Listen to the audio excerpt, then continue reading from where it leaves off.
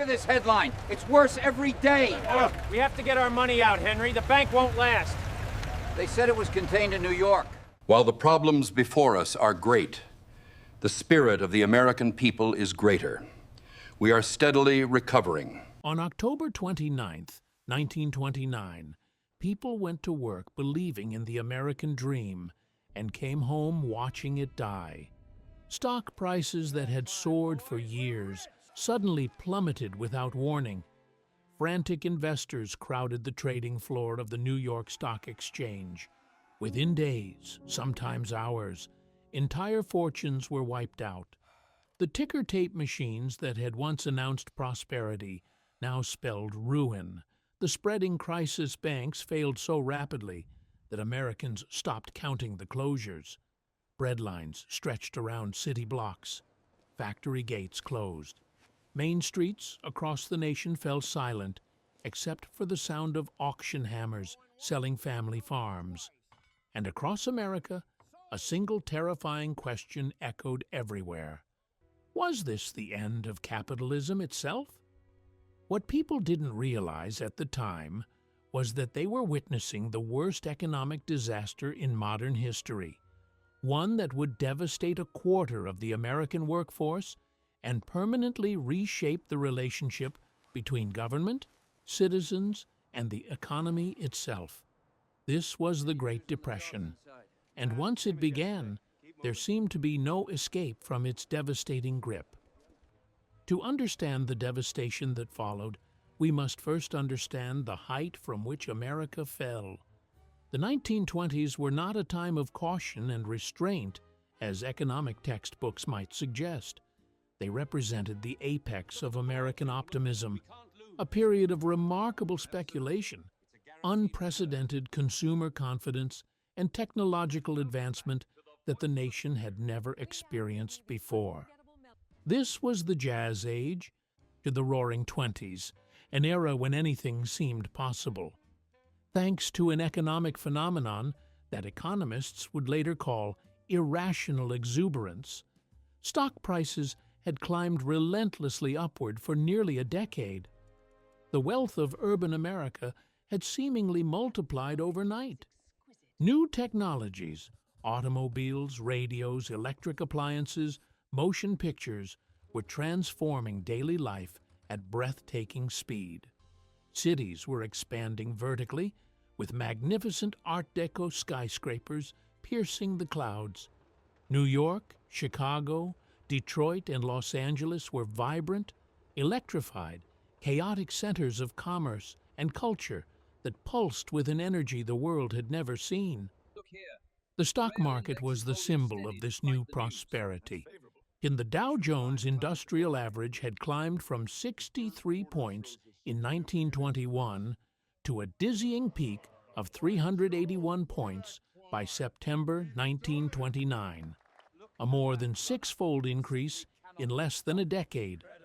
Investment trusts proliferated like wildflowers after spring rain, allowing ordinary Americans to pool their money and speculate in the market. Buying stocks on margin, putting down as little as 10% of the actual price and borrowing the rest, became commonplace, even fashionable. Everyone, it seemed, had a hot stock tip. Shoeshine boys and taxi drivers discussed market trends with the confidence of seasoned financiers. More importantly, the American economy appeared fundamentally transformed.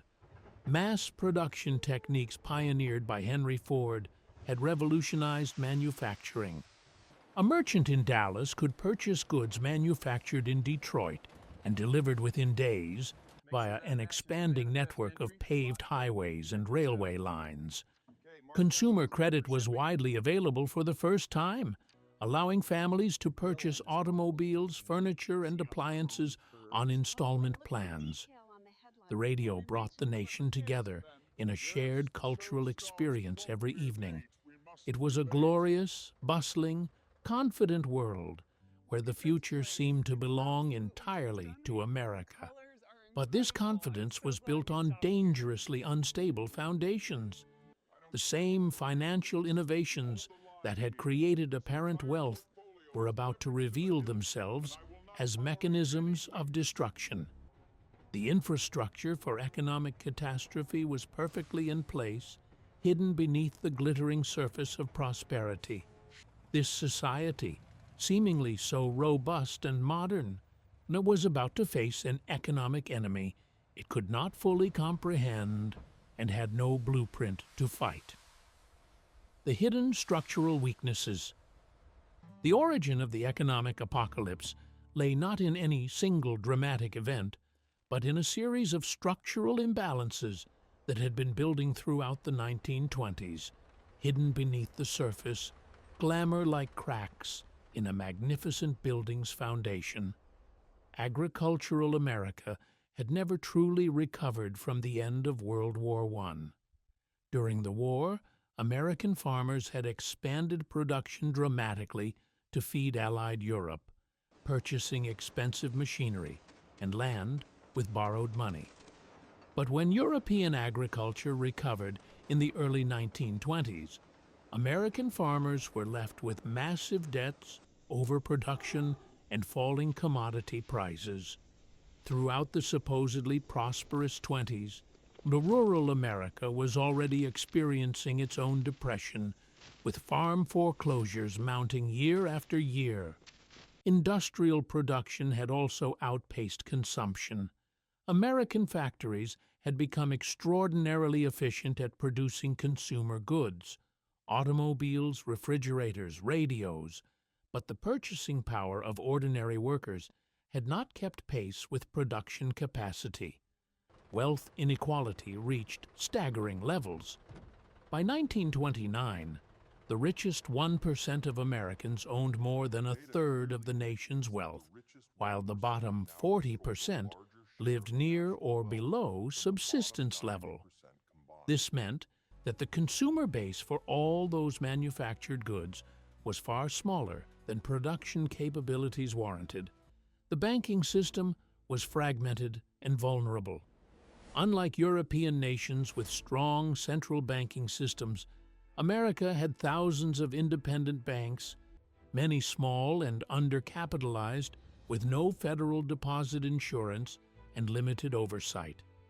These banks were interconnected through a complex web of correspondent relationships, meaning that the failure of one could trigger a cascade of failures throughout the system. It was a financial ecosystem of remarkable fragility, sustained only by confidence, and confidence, as history shows, can evaporate overnight. The global economic system was equally unstable. The First World War had fundamentally disrupted international trade and finance. The harsh reparations imposed on Germany by the Treaty of Versailles had created an unsustainable cycle.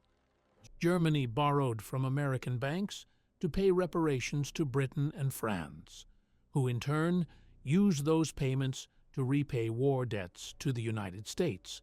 And a circular flow of debt depended entirely on continued American lending. Additionally, the gold standard, to which most major economies were pegged, created inflexibility in monetary policy and constrained governments' ability to respond to economic shocks. The international trading system was beginning to fragment as nations erected protective tariff barriers. American tariffs, particularly the Fordney-McCumber Tariff of 1922, made it difficult for foreign nations to sell goods to the United States, which meant they struggled to earn the dollars necessary to purchase American exports or repay American loans.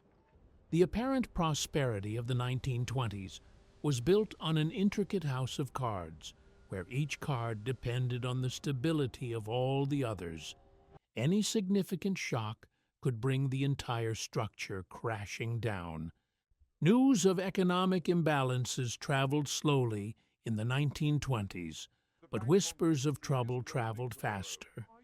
By early 1929, some astute observers were warning that stock prices had become completely disconnected from underlying economic realities.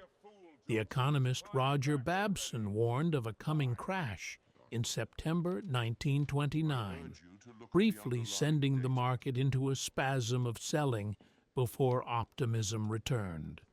But most Americans listened to these warnings with detachment, viewing them as the pessimism of cranks unable to grasp the new economic paradigm.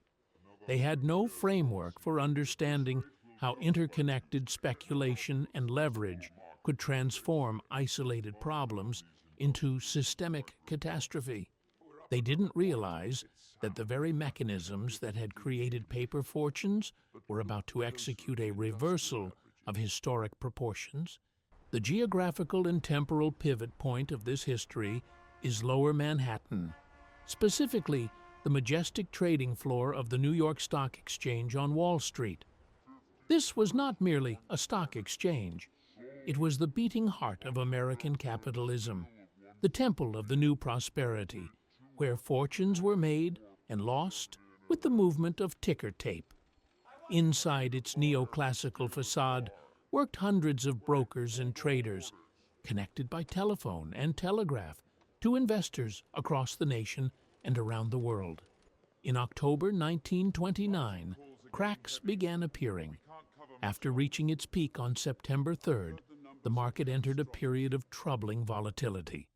On October 23rd, a wave of heavy selling sent prices sharply lower, but nothing prepared anyone for Thursday, on October 24th, the day that would become known as Black Thursday. From the opening bell, sell orders flooded the exchange in unprecedented volume. The ticker tape machines, mechanical marvels that transmitted stock prices across the nation, fell hopelessly behind the actual trading, sometimes by hours. This created panic, as investors outside New York had no idea what prices actually were. They only knew that everything was falling. By midday on Black Thursday, the trading floor had descended into chaos. Brokers shouted themselves hoarse, trying to execute sell orders. Crowds gathered outside the exchange on Wall Street, sensing catastrophe. Inside, a group of the nation's most powerful bankers, led by Thomas Lamont of J.P. Morgan, gathered in a hastily arranged meeting. They decided to pool their resources and begin buying stocks at above-market prices to restore confidence, just as J.P. Morgan himself had done during the panic of 1907. Their intervention briefly stabilized the market, and prices recovered somewhat by day's end. For a weekend, there was hope that the worst had passed.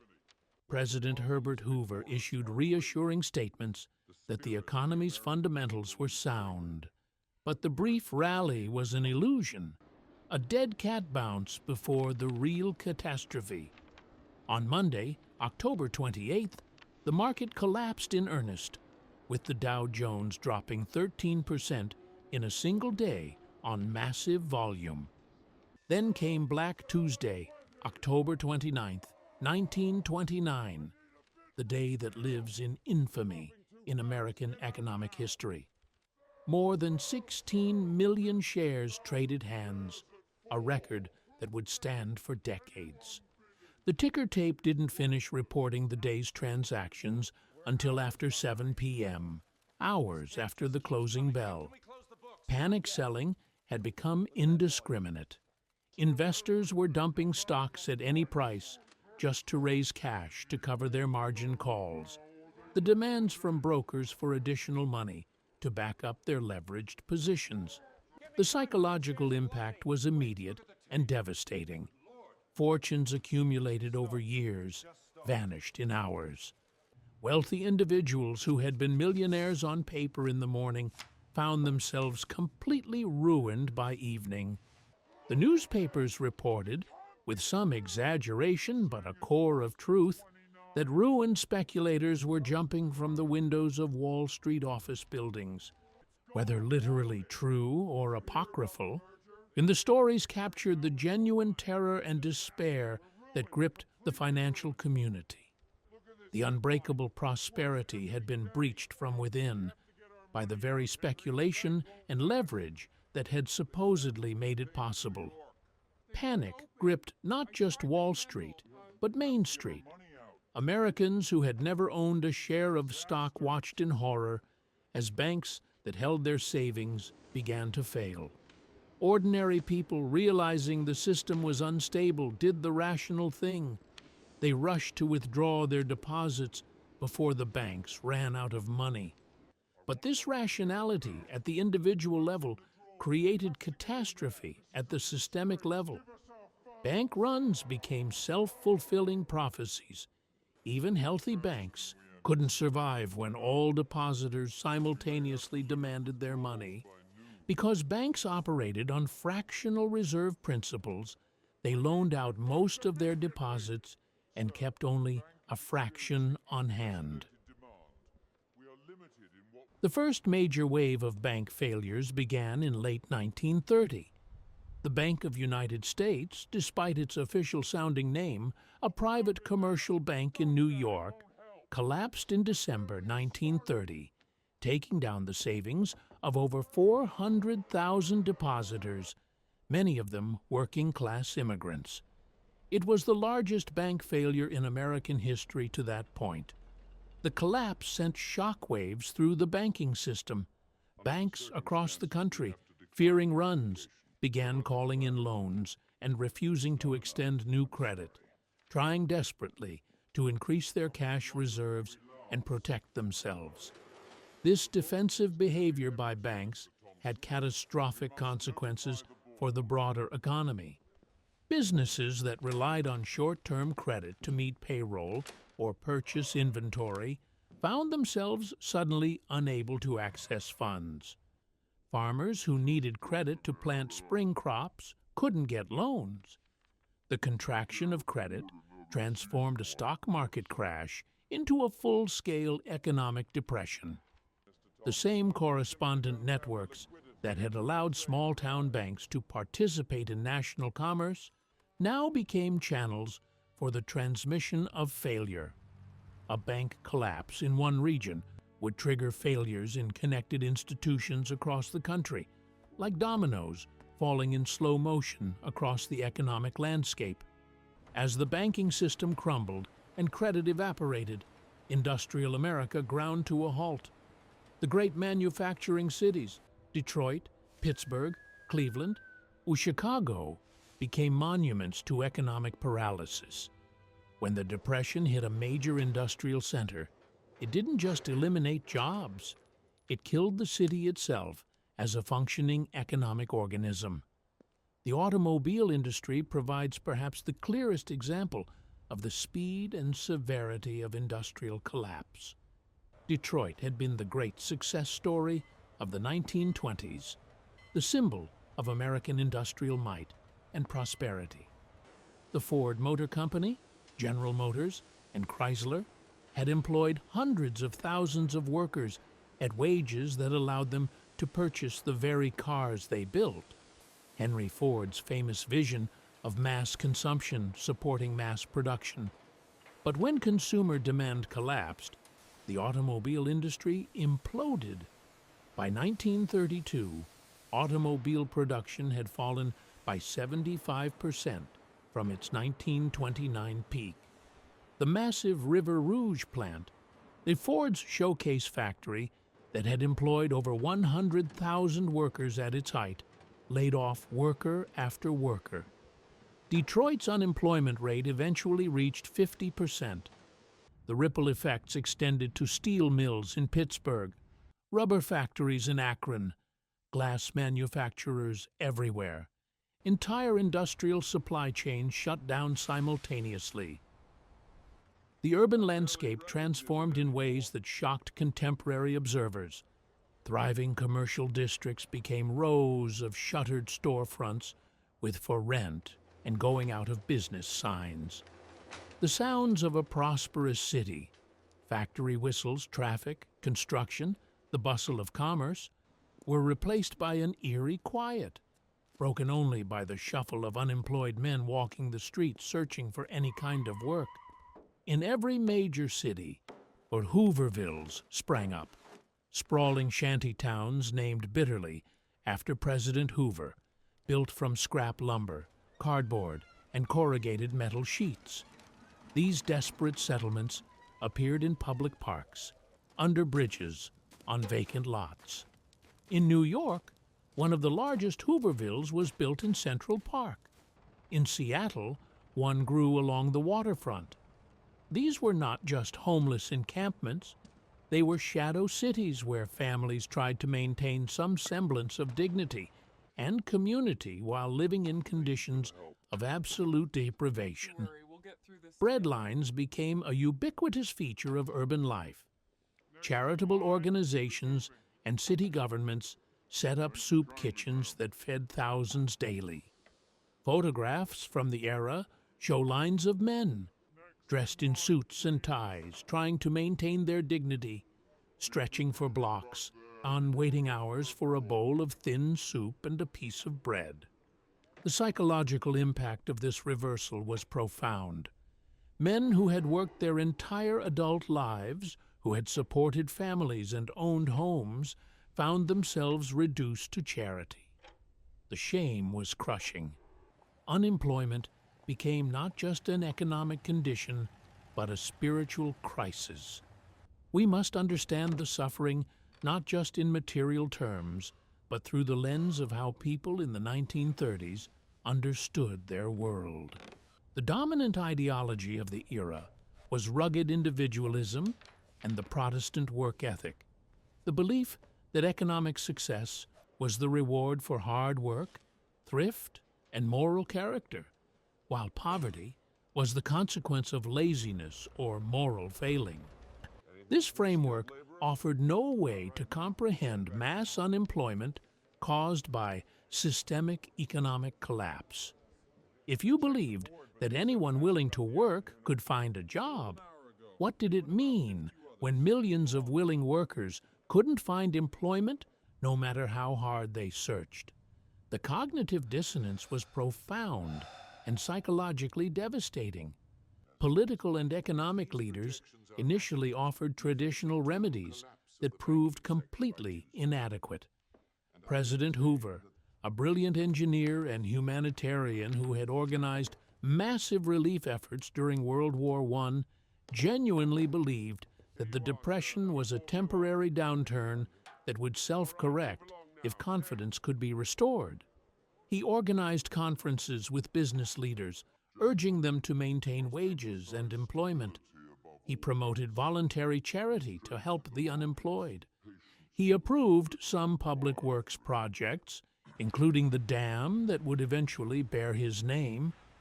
But Hoover's philosophy prevented him from embracing direct federal relief payments or massive government intervention. He believed that federal handouts would undermine the American character and that the Depression had to be addressed primarily through voluntary cooperation and local initiatives. It is a mistake to think of the Great Depression as purely an urban phenomenon. While industrial cities were the most visible victims, rural America suffered a parallel catastrophe, compounded by environmental disaster. Agricultural prices, already depressed throughout the 1920s, collapsed completely.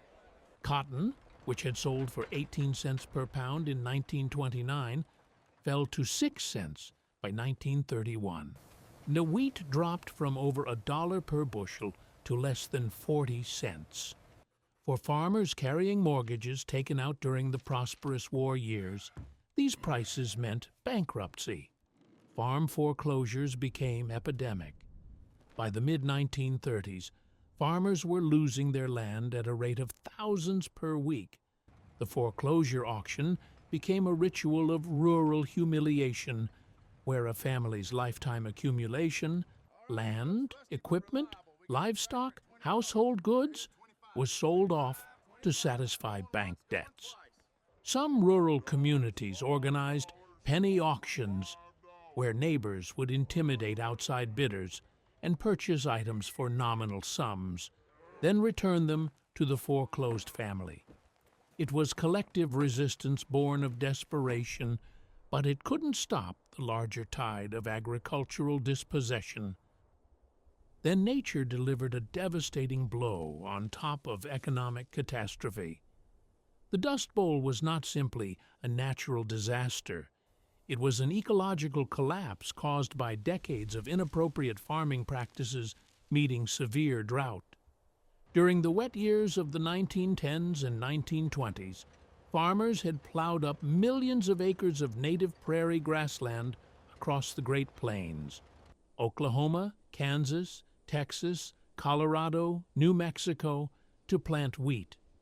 When drought struck in 1931 and persisted year after year, the wheat died, leaving bare soil.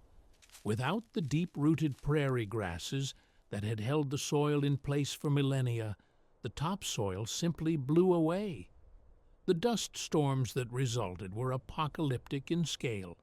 Walls of dust thousands of feet high and hundreds of miles wide rolled across the plains, turning day into night, burying farms, killing livestock, and choking people. The dust was so fine that it penetrated every crack and crevice.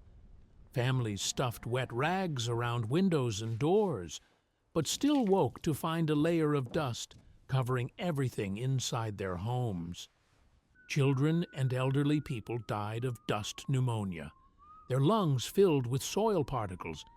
Contemporary accounts describe eerie scenes: abandoned farmhouses slowly being buried by drifting dust, half covered like ancient ruins, fences completely submerged under dust drifts, cattle dead in the fields, suffocated during storms, or starved because every blade of grass had been scoured away by the abrasive winds. The combination of economic depression and environmental catastrophe triggered one of the great migrations in American history. Hundreds of thousands of farming families, and their land blown away or foreclosed, packed their meager possessions into battered trucks and jalopies and headed west, following Route 66 toward the promised land of California. They became known as Okies, regardless of which state they actually came from, a term that started as simple description but quickly became a slur. John Steinbeck immortalized their plight in The Grapes of Wrath, following the fictional Joad family on their desperate journey. But California was no promised land for these refugees. They arrived to find agricultural jobs scarce and pay deliberately kept below subsistence levels by large landowners who could exploit the desperate oversupply of labor. The migrants lived in squalid camps along irrigation ditches, moving from harvest to harvest, earning barely enough to eat. They were resented by California residents who saw them as unwelcome competitors for scarce jobs and resources. Signs appeared in store windows: Okies not welcome. The American dream of upward mobility through hard work and migration seemed to have died somewhere along the dusty roads of the Great Plains. The Great Depression was not merely an American phenomenon, it was a global catastrophe that would have profound geopolitical consequences, ultimately contributing to the outbreak of the Second World War. The mechanisms of international transmission were swift and devastating. When American banks failed and American investors lost their wealth, the flow of American loans to Europe abruptly ceased. Germany, entirely dependent on American credit to pay war reparations and rebuild its economy, spiraled into economic chaos.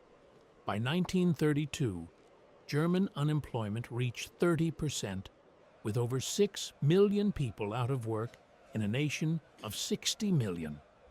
This economic desperation created the conditions for the rise of Adolf Hitler and the Nazi Party. The Nazis had been a fringe group in the prosperous mid-1920s, but as the Depression deepened, their promises of national revival, their scapegoating of Jews and communists for Germany's problems, and Hitler's mesmerizing oratory found an increasingly receptive audience among desperate Germans. In the election of July 1932, the Nazis became the largest party in the Reichstag. 6 months later, Hitler was appointed Chancellor, beginning the sequence of events that would lead to World War II and the Holocaust.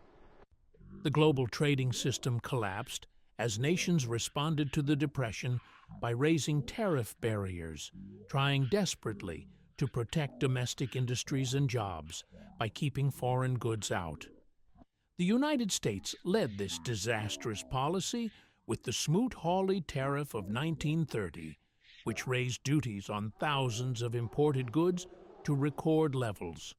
Other nations retaliated with their own tariffs, and within 2 years, global trade had contracted by more than 60%. This beggar-thy-neighbor approach deepened the Depression everywhere and contributed to the rise of economic nationalism and militarism, particularly in Japan and Germany. Britain abandoned the gold standard in 1931, followed by the United States in 1933, and eventually most other nations, or the international monetary system that had facilitated trade and investment for decades simply ceased to function. The world fragmented into competing economic blocs, setting the stage for the military conflicts to come. The optimistic internationalism of the 1920s gave way to bitter nationalism, arms races, and the search for autarky. Economic self-sufficiency achieved, if necessary, through military conquest of resource-rich territories. In the United States, the political consequences were equally dramatic, though fortunately democratic rather than authoritarian. The 1932 presidential election became a referendum on Hoover's handling of the crisis. His opponent, Franklin Delano Roosevelt, governor of New York, offered few specific policy details but promised bold experimentation and a New Deal for the American people. Roosevelt won in a landslide, carrying 42 of 48 states. Roosevelt's inauguration on March 4, 1933, came at the absolute nadir of the Depression. The banking system had completely collapsed. Every bank in America was closed, either by state governors declaring bank holidays or by bank runs forcing closures. Industrial production had fallen by half. Unemployment stood at 25%, with another 25% working reduced hours. Agricultural prices had fallen so low that farmers were burning corn for heat because it was cheaper than coal, and leaving crops unharvested because the cost of picking exceeded the market value. The nation seemed on the brink of complete systemic failure. Some desperate voices called for Roosevelt to assume dictatorial powers. The Great Depression was the most profound economic trauma of the industrial age. It shattered 1920s optimism, exposing the fragility of unregulated capitalism and systemic instability. From this wreckage, a new society emerged, one that embraced government intervention, social solidarity, and the birth of the modern welfare state, all designed to prevent such a catastrophe from ever recurring. For decades, we viewed this era as a historical anomaly. Yet, the 2008 financial crisis, with its bank failures and frozen markets, felt hauntingly familiar. It proved that speculative bubbles and the sudden loss of confidence are patterns that repeat when we least expect them. The Great Depression was a test of resilience and democracy, a reminder that history's lessons must be constantly relearned. I'm watching the past so we can understand the present. Together, we keep history reborn. I'll see you in the next era. This overview explores the striking parallels between the 1929 crash and modern economic shifts, helping to visualize why these patterns often repeat across different eras.